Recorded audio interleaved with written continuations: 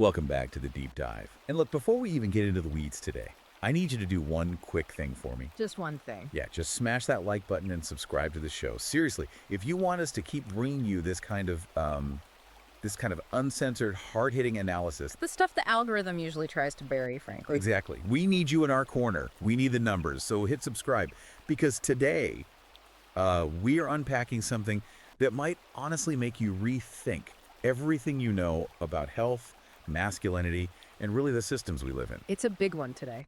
It is. We are diving into Overcoming Parkinson's, Exercise, Cannabis, and Fun by Conrad Reicher. And let's be clear right off the bat here. The title is, it's a bit of a Trojan horse. Oh, completely. You see exercise, cannabis, and fun, and you might think, okay, this is some lighthearted wellness guide. Or maybe like a pamphlet you'd find in a rheumatologist's waiting room next to a magazine from, 2018. Right. It is absolutely not that. No, not at all. I mean, Reicher makes it very clear in the first few pages. This is a manifesto, and specifically a manifesto for the manosphere. Yeah, he is targeting a very specific demographic. Exactly.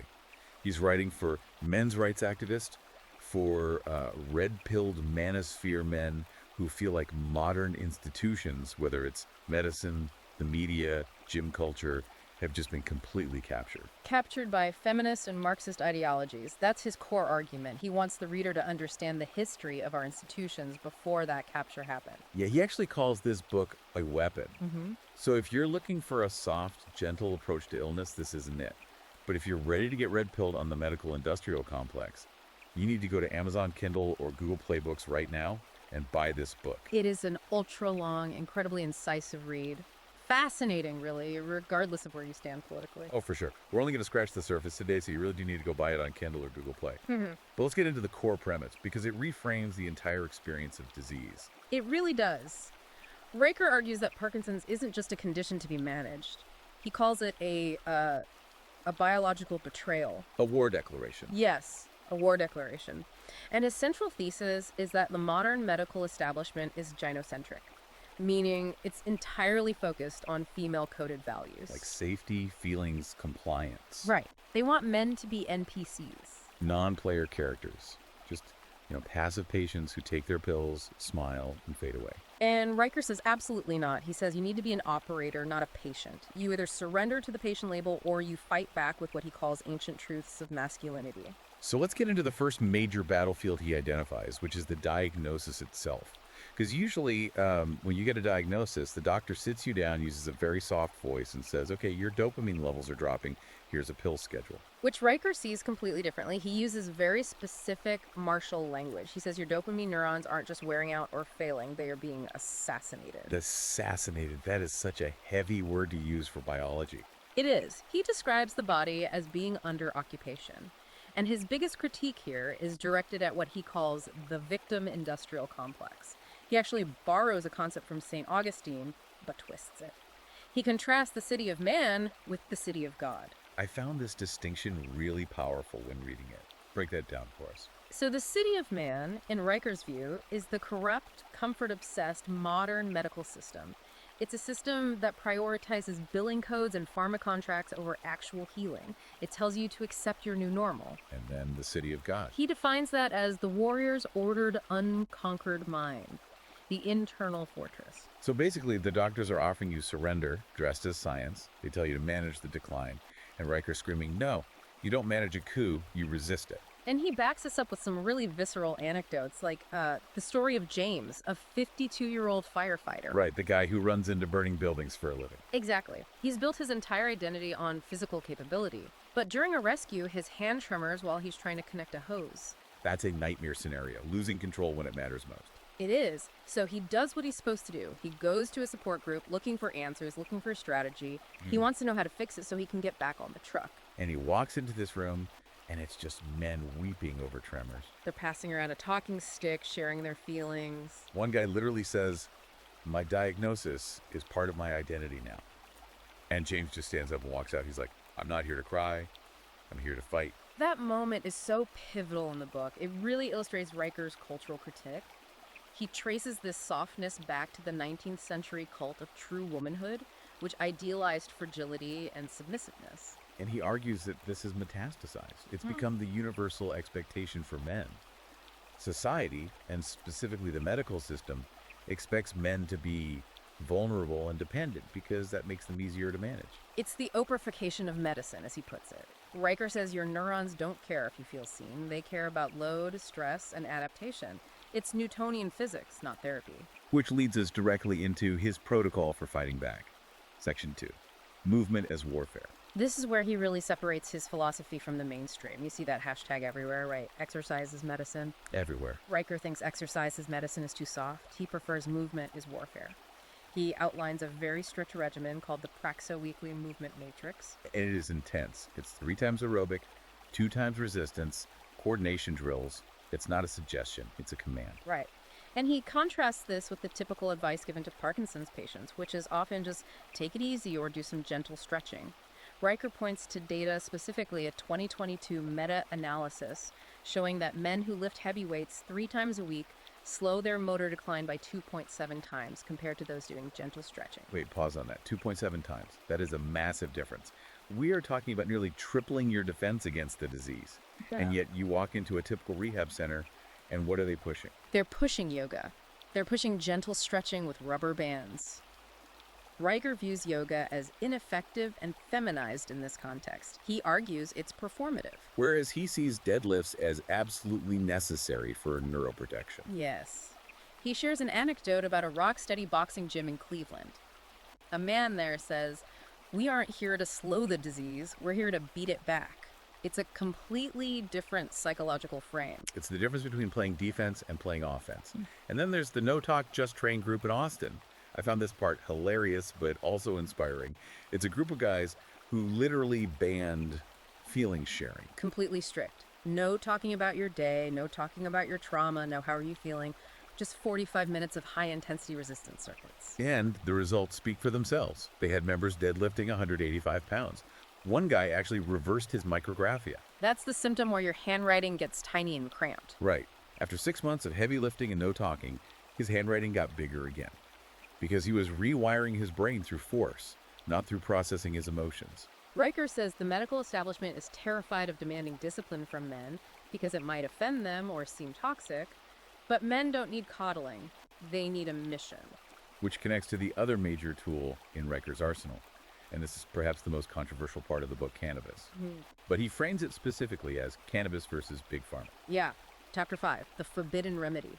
Now, knowing Riker's demographic, this isn't about getting high and watching cartoons on the couch. Not at all.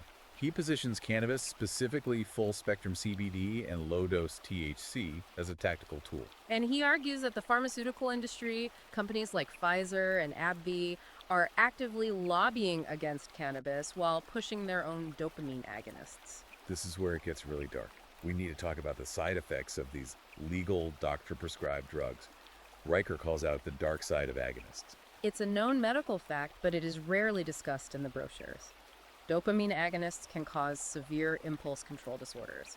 Riker tells the story of a finance director in Atlanta. Successful guy, family man. He ended up blowing $87,000 on internet porn subscriptions. $87,000. That is insane. That destroys a life just as effectively as the disease does. And the tragedy is he didn't want to do it. His brain was hijacked by the pharmaceutical that was supposed to help him. Agonists flood the brain with a constant reward signal, which just breaks the feedback loop. He lost his marriage, savings, his dignity. And Riker contrasts this with cannabis. He argues that cannabis modulates the system rather than hijacking it.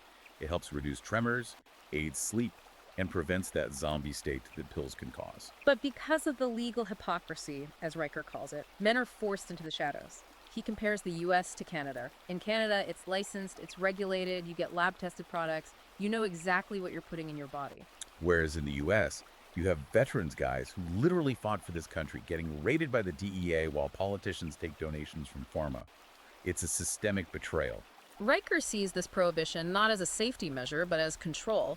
He says the system prefers you to be a compliant, addicted consumer of pills rather than an autonomous man managing his own biology with a natural plant. It perfectly fits his broader theory of the victim industrial complex. Let's get into that, actually. Yeah. Section 4 covers the victim industrial complex and stoicism. Chapter 7 is titled, How Leftism Kills Resilience. That is a heavy title. It is, and he doesn't pull any punches as an author. He argues that the political left profits from labeling people as victims. If you are a victim, you need the state, you need the system, you need help, you are dependent. But if you are resilient, you are independent. Therefore, the institutions have a vested interest in convincing you that you were fragile. He shares a story about a VA hospital in Portland that tried to roll out emotional literacy circles for veterans with Parkinson's. Can you imagine taking a bunch of guys who fought in Fallujah or Ramadi and telling them to sit in a circle and name their feelings? It went about as well as you'd expect. 18 months later, 68% of the participants had quit. They said they felt like lab rats being prodded to perform emotional contortions. One Marine told Riker, "I fought in Fallujah. I've seen things most people can't imagine. Now they want me to cry about my tremor." Riker calls this ideological colonization. He says they are trying to colonize the male mind with a foreign operating system. So what's the alternative then? If we aren't doing emotional literacy circles, what should we be doing? Riker points to Stoicism, but not the Instagram version of Stoicism. Right, not the life hack version used to be more productive at your email job. He's talking about Stoicism as operational combat doctrine. He cites Marcus Aurelius and Cato. He points to Viktor Frankl and Muhammad Ali as examples of men who refuse to let illness define their identity. Ali stood before millions, shaking, but he commanded respect because he had earned it. He wasn't a patient, he was Ali. Exactly. And Riker contrasts this with a story about a college student who was triggered by reading Kafka's The Metamorphosis. She felt unsafe reading about a guy who turns into a bug. Which is wild because Riker points out Gregor Samsa turns into a giant insect and still goes to work to support his family. That's not a horror story about feeling unsafe. That's the reality for working class men. It's a complete rejection of the modern obsession with safety. Riker argues that the working class man, the guy who works through pain, who doesn't have time to be triggered, is actually the model of health we need to return to. Speaking of health, we have to touch on the physical side of this rebellion. Section 5 covers diet, biology, and what he calls the brotherhood. The nutrition advice is straightforward but rigorous. He advocates for the mind diet, but with a masculine edge. Beef liver, wild salmon, blueberries. And fasting, right, the 16.8 window. Yes.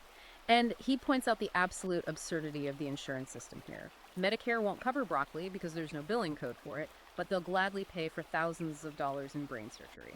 It's always about the incentives. But the part that really stuck with me was the Brotherhood chapter. He presents data showing that men in mixed gender support groups actually score 34% higher on helplessness scales. That is a startling statistic.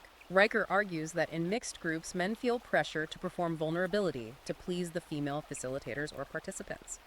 They essentially code switch into victim mode. But in male-only groups, what he calls the Iron Lions, testosterone levels actually rise. That was from a 2016 Harvard study he cites. And he describes a ritual they do in these groups called the no-talk drill. I love this. 2 men, one carries the other. Fireman's carry, bear hug, whatever. No speaking, no encouragement, just carrying the load. It's bonding through shared load, not shared feelings. Riker says, "I've never felt closer to my spotter than when he had me over his shoulder, silent." It's a return to a primal, pre-verbal form of connection that modern therapy completely ignores. Men bond side by side, facing a common challenge, not face-to-face talking about emotions. And this extends beyond just the gym. Riker talks about the Testament imperative. This isn't just about leaving money to your kids. No, it's about leaving a legacy of order. He advises drafting a will with moral clauses. For example, a grandson only inherits the land if he gets an agricultural degree and lives on the property for 5 years. Riker says strong men leave institutions and systems, not just bank accounts. If you don't write your values into your legacy, the state, which has no values or values you actively despise, becomes your heir. That is such a powerful concept. You're not just fighting the disease in your body, you're fighting the entropy of your entire lineage. Precisely. And that brings us to the ultimate message of the book, the Parkinson's paradox. Riker argues that the disease doesn't reveal weakness, it reveals character. It strips away the superficial layers and asks, who are you when your body betrays you? That's the question every listener needs to ask themselves right now. Are you a patient or are you an operator? Riker's conclusion is that the red pill isn't just about seeing the matrix, it's about unplugging from it. It's about rejecting the patient label, rejecting the soft medical advice, and returning to the ancient truths of masculinity: discipline, stoicism, and action. And look, we have only covered a fraction of what is in this ultra-long, incisive book. Riker goes deep into the neurology, the specific protocols, the history of how these institutions were captured. If you are a man, or you know a man, who is dealing with this, or frankly, just dealing with the modern world, you need this manual. It's Overcoming Parkinson's, Exercise, Cannabis, and Fun by Conrad Riker. But remember, the fun is ironic. The fun is winning the war. Exactly. So here's your marching order.